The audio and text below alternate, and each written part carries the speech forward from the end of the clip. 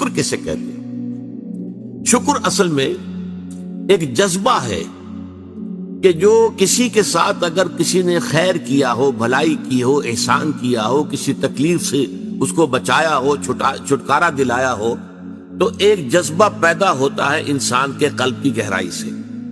اب اسے ہم جذبہ تشکر کہیں گے، جذبہ امتنان کہیں گے.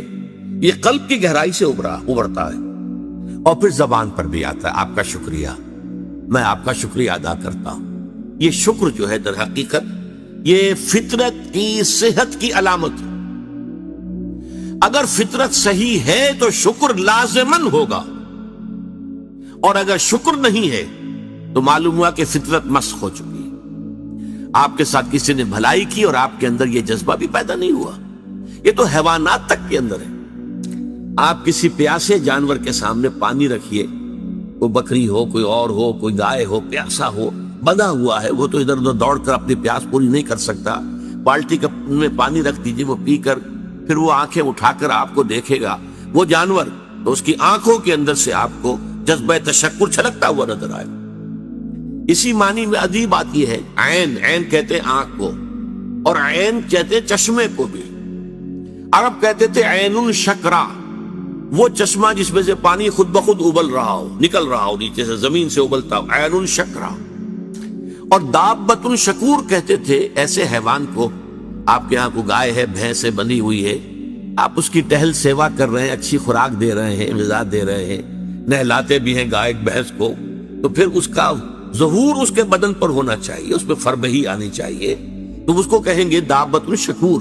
یہ شکر گزار جانور ہے کہ اس کے ساتھ جو بھلائی ہو رہی ہے، جو خیر ہو رہا ہے، اس کے نتائج اس پر ظاہر ہو رہے ہیں. تو یہ فطرت کی در حقیقت صحت کی علامت. ایک پرانی کہانی آپ نے بھی بچپن میں پڑھی ہوگی کہ ایک غلام کہیں بھاگا ہوا تھا اور اسے راستے میں ایک جگہ اس نے دیکھا ایک شیر پڑا ہوا کراہ رہا ہے، اور اس کو شدید تکلیف سے اس کے پاؤں میں ایک کانٹا چبھا ہوا تھا. ظاہر بات ہے شیر نہیں نکال سکتا تھا اس کو. اس غلام نے اس کا کانٹا نکال دیا. اس شیر نے صرف اسے سونگھا اور چلا گیا. اس کے بعد وہ غلام پکڑا گیا، اور جیسے کہ ہوتا تھا رومن اور گریک دور میں کہ بھاگا ہوا غلام جب پکڑا جاتا تھا تو پھر شیروں سے پھڑواتے تھے اس کو.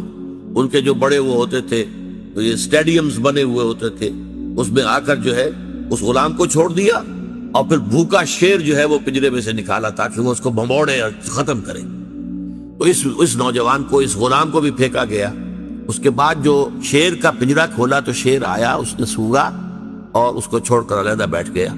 لوگ حیران ہوئے. معلوم ہے یہ وہی شیر تھا کہ جس کے پاؤں سے کانٹا نکالا تھا اس غلام نے، جبکہ وہ بھاگا پھر رہا تھا، چھپتا پھر رہا تھا جنگلوں میں. بہرحال یہ شے سمجھ لیجئے کہ شکر جو ہے در حقیقت یہ فطرت کی صحت کی علامت ہے. یہاں تک فرمایا حضور نے من لم یشکر الناس لا یشکر اللہ.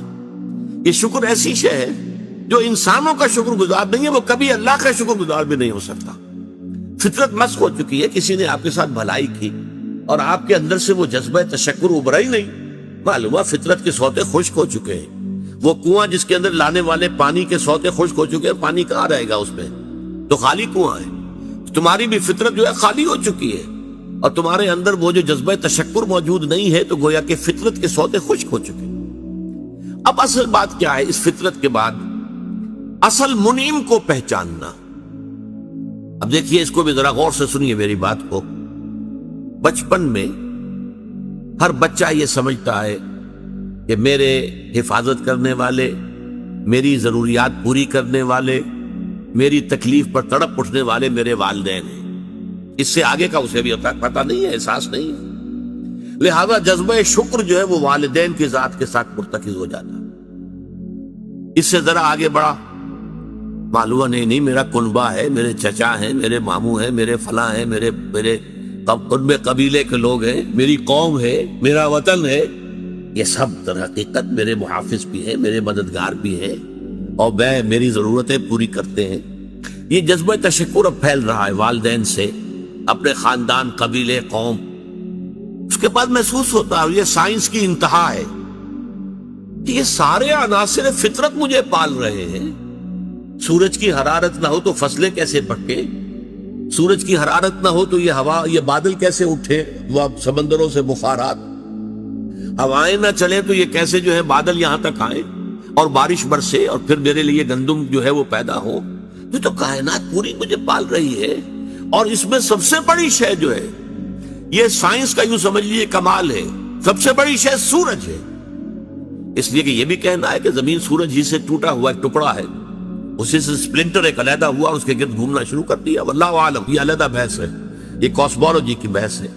لیکن یہ ہے کہ بہرحال ہم جانتے ہیں یہ شکر کا جذبہ پھر آ کر مرتکز ہوتا ہے یہ تمام مظاہر فطرت کے اوپر. اب اس کے بعد صرف ایک چھلانگ لگانے کی ضرورت ہے، وہ چھلانگ جو حضرت ابراہیم نے لگائی تھی. سورہ انعام میں ذکر ہے، انہوں نے ایک تارے کو دیکھا تو کہا اچھا شاید یہ میرا رب ہے. جب وہ ڈوب گیا، غروب ہو گیا، تو نہیں میں تو غروب ہونے والے کو تو رب نہیں مان سکتا. پھر چاند کو دیکھا، وہ بڑا روشن تھا، بہت بڑا تھا، یہ رب ہے. جب وہ بھی ڈوب گیا، کہا نہیں اگر میرے رب نے مجھے ہدایت نہ دی. پھر دیکھا سورج کو، ھذا اکبر، ھذا ربی، ھذا اکبر. فلما افلت، جب وہ بھی غروب ہو گیا تو پھر اس کے بعد جو چھلانگ لگائی انہوں نے کیا، انی وجہت وجہی للذی فطر السماوات والارض حنیفا. میں نے اب اپنا رخ کر لیا ہے، اپنا چہرہ کر لیا ہے رخ پر اس ذات کے جس نے آسمانوں اور زمین کو پیدا کیا ہے، جو سورج اور چاند اور ستاروں کا پیدا کرنے والا ہے. حنیفا، یکسو ہو کر. وما انا من المشرکین، اور میں ہرگز مشرکوں میں سے نہیں ہوں. یہ ہے عقل کی آخری چھلانگ. سورج بھی ایک نظام میں جکڑا ہوا ہے، کسی اور نے اس کا نظام بنایا ہے، اس کی حیثیت کچھ ہے ہی نہیں. اس پوری کائنات کی وسعت اور پہنائی میں یہ جو خورشید منور ہے یہ کیا ہے؟ یہ ایک ذرے کے مانند ہے. پوری کائنات کی billions and billions of galaxies, اور ہر گیلیکسیز میں billions and billions of stars. اندازہ تو کیجئے اس کی وسعت کا کوئی تصور ممکن ہے؟ انسان کو چکر آتا ہے. یہ تمام جو ہے اعداد و شمار جو یہ آتے ہیں ہمارے سامنے ایسٹرونومی میں، چکر آتا ہے. سورج کی کیا حیثیت؟ ہاں ایک ہستی ہے کہ جس نے ان سب کو جکڑا ہوا ہے، جس کے نظام میں ہے، جس کے قانون کے اندر یہ جکڑے ہوئے ہیں. بے حسبان، یہ ایک حساب کے ساتھ چل رہے ہیں اور حساب کسی نے معین کیا ہوا ہے. یہ ہے در حقیقت عقل کا کام، یعنی فطرت کی سلامتی، جذبہ تشکر. شکر کس کا؟ سب سے بڑی بات اللہ کا شکر. ایک بات اور نوٹ کر لیجئے، یہی جذبہ تشکر ہے جو پھر عبادت کی شکل اختیار کرتا ہے. دیکھیے شکر، آپ کے ساتھ کسی نے بھلائی کی، آپ کی فطرت کا تقاضا نمبر ایک یہ کہ اس کا شکریہ ادا کریں. نمبر دو یہ کہ آپ بھی کوشش کریں کہ کوئی میں بھی اس کی خدمت کروں، کو میں اس کو بدلا دوں. هل جزاء الاحسان الا الاحسان، بھلائی کا بدلہ سوائے بھلائی کے اور کیا ہو سکتا ہے؟ لیکن فرض کیجئے کہ وہ ہستی اتنی بلند و بالا ہو، والدین کی آپ کچھ نہ کچھ خدمت کر کے کچھ کسی درجے میں، جو انہوں نے بچپن میں پالا پوسا تھا، کسی درجے میں آپ اس کا جواب، اس کا بدلہ دے سکتے ہیں. بڑھاپے میں یہ ہے کہ انہیں فلا تقل لهما اف ولا تنهرهما، انہیں اف تک نہ کہا جائے، انہیں جھڑکا نہ جائے، ان کی اطاعت کی جائے، ان کی فرما برداری کی جائے. ہاں ناحق بات میں ان کی بات نہیں ماننی ہے، شرک پہ مجبور کریں تو ان کو نہیں ماننا ان کے حکم کو، لیکن باقی یہ اور چیزوں کے اندر ماننا ہے. تو یہ سارا معاملہ یہ کسی نہ کسی درجے میں آپ نے اسے بدلہ دے دیا اور جو بھی ہے. لیکن جہاں کہیں ایسی ہستی کا شکر ہے کہ جسے آپ کو بدلہ دے نہیں سکتے، سورج کو کیا بدلہ دیں گے، وہاں یہی جذبہ تشکر جو ہے جذبہ عبادت میں ڈھل جاتا ہے. ہاتھ جوڑ کے کھڑے ہو گئے سورج کے سامنے، ڈنڈوت کر رہے ہیں، سجدہ کر رہے ہیں. یہ کیا ہے، کیوں ہے؟ یہ وہی جذبہ تشکر ہے. اس سورج ہی سے ہمارا سارا نظام چل رہا ہے، میرا پورا وجود یہ در حقیقت اسی کے ذریعے سے اس کی ساری ضرورتیں اور سارے تقاضے پورے ہو رہے ہیں. یہی جذبہ تشکر ہے جو جذبہ عبادت کی شکل اختیار کرتا ہے. اور جب جذبہ تشکر صحیح جگہ جا کر لگ گیا، یعنی جیسے کہ میں مثال بارہا دیتا رہا ہوں کہ اگر آپ کو کسی اونچی فصیل پر چڑھنا ہے اور آپ کے پاس جو ہے وہ ایک کمند ہے، تو پہلے کمند کو آپ پھینکیں گے اونچا. آپ کے بازو میں طاقت ہونی چاہیے. اگر بازو میں طاقت ہی نہیں ہے تو کمند کہیں قریب ہی جا کے اٹک گئی تو جہاں تک وہ اٹکی ہے وہیں تک چڑھ سکتے ہیں نا، اس سے آگے تو نہیں جا سکتے. تو کمند کو پہنچانا ہے پہلے اونچائی تک. اب دیکھیے اس کو اقبال نے کہا ہے یزداں بکمند آور اے ہمت مردانہ. تمہاری کمند یزداں کے ساتھ جا کر جڑے، اللہ کو پہچانو. تمہاری عقل کا جو ہے در حقیقت امتحان یہ ہے کہ اصل منعم حقیقی، اصل محسن حقیقی، اس کے انعامات، اس کے احسانات، اس نے تمہیں پیدا کیا، تمہاری ضرورت کی چیزیں پیدا کی. ان تعدوا نعمت اللہ لا تحصوها، اگر تم اللہ کی نعمتوں کو گننا چاہو کبھی احسان نہیں کر سکتے، کبھی ان کی گنتی نہیں کر سکتے. اس کے لیے تمہارا جذبہ شکر جو ہے وہ ڈھل جانا چاہیے جذبہ عبادت میں. اور یہاں اس رکوع کے اعتبار سے اس کے جو سب سے بڑا مظہر ہے وہ اب آ رہا ہے. وَإِذْ وَلَقَدْ آتَيْنَا لُقْمَانَ الْحِكْمَةَ أَنِ اشْكُرْ لِلَّهِ، أَنِ اشْكُرْ لِلَّهِ، گویا کہ حکمت کا تقاضا یہ کہ شکر کا جذبہ اللہ تعالیٰ کی ذات کے ساتھ وابستہ ہو جائے. وَمَنْ يَشْكُرْ فَإِنَّمَا يَشْكُرُ لِنَفْسِهِ، اور جو کوئی شکر کرتا ہے وہ اپنے بھلے کو کرتا ہے. اللہ کا کوئی کام نہیں بنتا اس سے، اللہ کی کوئی ضرورت پوری نہیں ہوتی. وہ ضرورت سے مبرہ ہے، منزہ ہے، اعلیٰ ہے، عرفہ ہے، اس کی کوئی ضرورت نہیں، احتیاج ہے ہی نہیں، وہ محتاج نہیں ہے، وہ تو غنی ہے. تو اس لیے فرمایا من یشکر فانما یشکر لنفسہ. لنفسہ سے مراد کیا ہے؟ اگر آپ کے اندر جذبہ شکر ہے اور وہ جذبہ تشکر جا کر ذات باری تعالیٰ کے ساتھ منسلک اور ملحق بھی ہو گیا ہے، اب آپ کی شخصیت کا ترفع ہوگا، شخصیت ابھرے گی، شخصیت اپچے گی، شخصیت کی ترقی ہوگی، شخصیت میں ترفع پیدا ہوگا، بلندی آئے گی. تعمیر سیرت جسے کہتے ہیں، جسے اقبال تعمیر خودی کہتا ہے. صحیح معنی میں واقعتاً آپ ایک ایسے انسان بن سکیں گے کہ جن کے بارے میں قرآن نے کہا ہے کہ وَلَقَدْ خَلَقْنَا الْإِنسَانَ فِي أَحْسَنِ تَقْوِيمٍ، ہم نے انسان کو بہترین حساب پر پیدا کیا. وہ انسان بننے کے لیے ضروری ہے کہ آپ کی فطرت سلیم ہو اور عقل سلیم. فطرت سلیمہ جذبہ تشکر موجود ہو، عقل سلیم اصل محسن کو پہچان لے، اصل منعم کو پہچان لے، اور یہ منسلک ہو جائے پھر جذبہ تشکر ذات باری تعالیٰ کے ساتھ. تو اس کا بھلا تمہیں کو پہنچے گا، تمہاری شخصیت کی تعمیر ہوگی، تمہاری خودی جو ہے وہ پختہ ہوگی، مضبوط ہوگی، تمہاری اپنی سیرت و کردار جو ہے اس کی نشو و نما ہوگی. وَمَن يَشْكُرْ فَإِنَّمَا يَشْكُرُ لِنَفْسِهِ وَمَن كَفَرَ، اور جو کفر کرے فَإِنَّ اللَّهَ غَنِيٌّ حَمِيدٌ، تو اللہ تو غنی ہے اور حمید ہے. کفر کے بھی لفظی معنی پہچان لیجئے. کفر کے لفظی معنی دبا دینا، چھپا دینا. اسی سے کفارہ بنا ہے. کفارہ، آپ سے گناہ ہو گیا ہے تو گناہ کا کفارہ ہے تاکہ گناہ جو ہے دب جائے، چھپ جائے، ختم ہو جائے، محو ہو جائے، گناہ کا اثر آپ کے نامہ اعمال میں باقی نہ رہے. کفارہ. تو اسی طریقے سے کہتے ہیں کہ جو کسان ہے عجب الکفار نباتہ ثم یہیج فتراہ مصفرا، سورہ حدید میں کسانوں کو کہا گیا. یہ کفار ہیں اس معنی میں کہ وہ دانہ جو ہے زمین میں چھپا دیتے ہیں تاکہ اس سے زمین سے پھر پودا نکلتا ہے. تو فطرت انسانی کے اندر سے ابھرنے والا جذبہ تشکر آپ نے دبا دیا، یہ کفر ہے، کفران نعمت. قرآن مجید میں لفظ کفر یا شکر کے مقابلے میں آتا ہے، جیسے یہاں آیا وَمَن يَشْكُرْ فَإِنَّمَا يَشْكُرُ لِنَفْسِهِ، جو کوئی شکر کرتا ہے وہ اپنے بھلے کے لیے کرتا ہے. وَمَن كَفَرَ فَإِنَّ اللَّهَ غَنِيٌّ حَمِيدٌ، اور جو کفر کرے گا، کفران نعمت کرے گا، تو اللہ تعالیٰ تو غنی اور حمید ہے. یا پھر کفر ایمان کے مقابلے میں آئے گا، کفر اسلام کے مقابلے میں آئے گا. دل میں ابو جہل بھی مانتا تھا کہ محمد حق پر ہے، لیکن اس حقیقت کو، دل کی اس صداقت، دل کی گواہی کو دبا رہا ہے، چھپا رہا ہے، دبا رہا ہے اپنے تعصب کی وجہ سے. اور سب سے بڑھ کر آپ کو معلوم ہے علماء یہود کے بارے میں تو قرآن کہتا ہے یعرفونہ کما یعرفون ابناءہم، ایسے پہچانتے ہیں محمد کو صلی اللہ علیہ وسلم جیسے اپنے بیٹوں کو پہچانتے ہیں. تو یہ اندر ان کے ایمان موجود تھا، اندر جو ہے گواہی دل دے رہا تھا کہ محمد برحق ہے.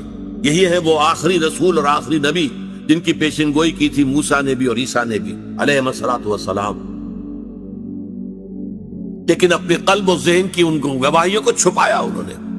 وَمَنْ أَظْلَمُ مِمَّنْ كَتَمَ شَهَادَةً عِندَهُ مِنَ اللَّهِ، ان سے بڑھ کر ظالم کون ہوگا جنہوں نے ایک گواہی جو ان کے پاس اللہ کی طرف سے تھی اسے چھپا لیا ہے. تو کفر بمانی اسلام بمقابلہ اسلام، کفر بمانی بمقابلہ ایمان. نفاق جو ہے وہ کفر ہے، نفاق بھی کفر ہے، اسلام کے مقابلے میں کافر غیر مسلم کافر ہے، اور شکر کے مقابلے میں کفران نعمت، وہ بھی لفظ کفر سے بنا ہے۔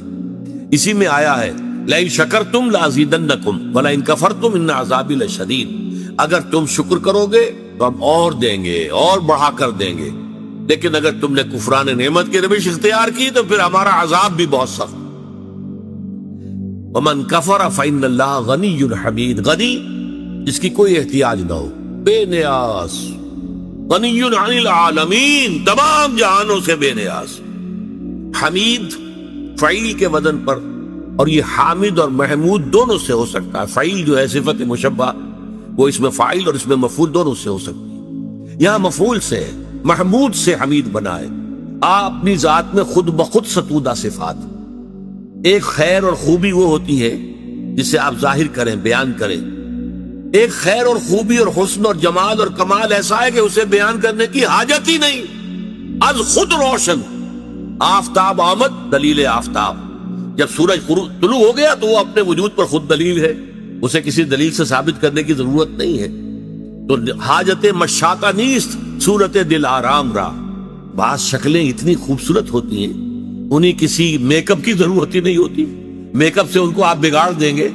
وہ جو فطری حسن ہوتا ہے وہ اتنا ہے کہ حاجت مشاطہ نیست، کسی بھی وہ میک اپ کرنے والی کی کوئی ضرورت ہی نہیں، اسے کسی بیوٹی پارلر میں جانے کی ضرورت ہی نہیں۔ صورت دل آرام را، جسے اللہ تعالیٰ نے صورت دل آرام دی ہوئی ہے، اسے کسی مشاطہ ان کو کہتے تھے، ان عورتوں کو جو بال بناتی تھیں اور اس کو سنوارتی تھیں اور ان کے اندر کو موتی پروتی تھیں عورتوں کے بناؤ سنگھار کے لیے۔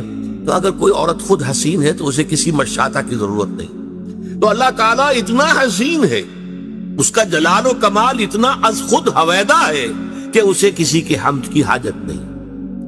یہ تو پہلی آیت ہوئی اس رکوع کی۔ اب چلیے حضرت لقمان کی نصیحت کیا تھی۔ وَإِذْ قَالَ لُقْمَانُ لِابْنِهِ وَهُوَ يَعِظُهُ يَا بُنَيَّ لَا تُشْرِكْ بِاللَّهِ إِنَّ الشِّرْكَ لَظُلْمٌ عَظِيمٌ۔ اور یاد رکھو یاد کرو جب کہ کہا تھا لقمان نے اپنے بیٹے سے، یا بنیا۔ اب یا بنیا سے یہ نہ سمجھے کسی چھوٹے سے بچے کو، پرائمری جماعت کے طالب علم سے یہ باتیں ہو رہی ہیں، بلکہ یہ کہ باپ کے لیے بیٹا کتنا ہی بڑا ہو جائے وہ چھوٹا سا ہی ہوتا ہے۔ اس کو جب بھی خطاب کرے گا محبت کے ساتھ، جیسے حضرت ابراہیم نے اپنے والد کو خطاب، یا ابت، یا ابت، ابا جان، ابا جان، ابا جان، یہ سورہ مریم میں آپ پڑھتے ہیں، یا بنیا، یا بنیا میرے بچے۔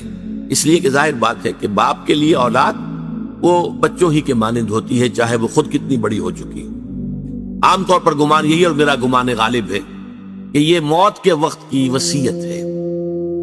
اس لیے کہ جو شخص مالدار ہو، دولت مند ہو، وہ موت کے وقت اپنی اولاد کو وصیت کرے گا تو اپنی دولت کے بارے میں کرے گا، فلاں سے یہ لینا ہے، فلاں سے یہ لینا ہے، فلاں کا یہ معاملہ ہے، یہ ہے، وہ ہے، یہ ایسٹس ہیں۔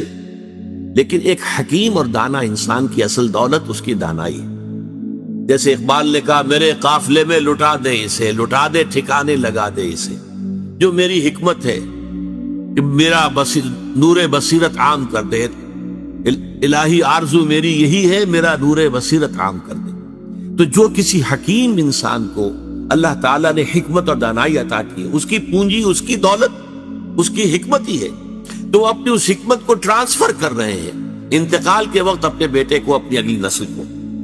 وَإِذْ قَالَ لُقْمَانُ لِابْنِهِ وَهُوَ يَعِظُهُ يَا بُنَيَّ لَا تُشْرِكْ بِاللَّهِ، اے میرے بچے اللہ کے ساتھ شرک ہرگز نہ کیجو، إِنَّ الشِّرْكَ لَظُلْمٌ عَظِيمٌ، یقیناً شرک بہت بڑا ظلم ہے، بہت بڑی ناانصافی۔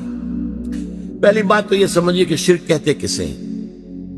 شرک اللہ کی نفی نہیں ہے، بڑے اللہ کے ساتھ چھوٹے خداؤں کا اضافہ ہے، شریک کر دینا۔ وہ ابھی میں بیان کر چکا ہوں پچھلی نشست میں، گاڈز اینڈ گاڈیسز، اور وہ کیپٹل جی سے لکھے جانے والا گاڈ، اس کے ساتھ جب ان کو اٹیچ کر دیں گے یہ شرک ہے۔ مہادیو کے ساتھ دیویاں دیوتا شامل کر دیے گئے، یہ شرک ہے۔ اللہ کے ساتھ آلہہ شامل کر دیے گئے، اللہ الالہ، وہ تو ہے وہ ایک اللہ، اسے وہ بھی مانتے تھے سب کہ وہ ایک ہی اکیلا ہی ہے، لیکن یہ کہ اس کے ساتھ کوئی بیٹی ہے، بیٹے، کوئی نائبین، کوئی اس کے منہ چڑھے ہوئے مصاحبین یہ ایڈ کر دیے گئے آلہہ کے طور پر کہ ان کی سفارش سے بیڑا پار ہو جائے گا قیامت میں. یہ ہے ان کا شرک. لا تشرک باللہ، اللہ کے ساتھ شریک نہیں. یعنی اب نوٹ کیجئے، اللہ تعالی کا حق ایک لفظ میں ہے، اس کے ساتھ شرک مت کرو، باقی ساری باتیں اس کے تابع ہو جائیں گی. لیکن اس شرک کی کیا کیا شکلیں ہیں، اس کی کیسی کیسی قسمیں ہیں، یہ بڑا اہم موضوع ہے اپنی جگہ پر. آج اس وقت تو صرف اتنا سمجھیے. اور ظلم کے حوالے سے، ظلم عربی میں کہتے ہیں وضع شیء فی غیر محلہ، کسی شے کو اس کے اصل مقام سے ہٹا کر کہیں اور رکھ دینا، یہ ظلم ہے، ناانصافی ہے. شرک میں کیا ہوتا ہے؟ دو طرفہ ظلم ہوتا ہے، یا خالق اور مخلوق. اللہ خالق ہے، باقی کل کائنات مخلوق ہے، انبیاء، اولیاء، ملائکہ، جنات سب مخلوق. یا تو مخلوق میں سے کسی کو اٹھایا اور خالق کے ساتھ بٹھا دیا، یا خالق کو گرایا اور کسی اعتبار سے مخلوق میں سے کسی کے مشابہ کر دیا. یہ دونوں شکلیں ہیں شرک کی، اور دونوں بدترین ناانصافی. خالق کو گرا کر مخلوق کے صف میں لے آنا، یا مخلوق میں سے کسی کو اٹھا کر خالق کے ہم پلہ بنا دینا. ضد، ند، مثال، مثیل اگر اس کے برابر کر دیا جائے، لا ضد لہ ولا ند لہ ولا مثل لہ ولا مثال لہ ولا مثیل لہ. قل هو اللہ احد اللہ الصمد لم یلد ولم یولد ولم یکن لہ کفوا احد. اس ہستی کے ساتھ کسی درجے میں مخلوق میں سے کسی کو کسی پہلو سے، ہم جہت نہیں، کسی پہلو سے بھی ہم پلہ بنا دینا اللہ کا، یہ شرک ہوگا. یا اللہ کو گرا کر اس کے مقام رفیع سے کسی اعتبار سے، کسی خاص پہلو سے مخلوق کی کسی صفت، مخلوق کے کسی مقام اور مرتبے کے میں لا کے شامل کر دینا. یہ ہے دونوں کے جو ظلم کی انتہائی صورتیں ہیں. تو فرمایا یا بنی لا تشرک باللہ ان الشرک لظلم عظیم.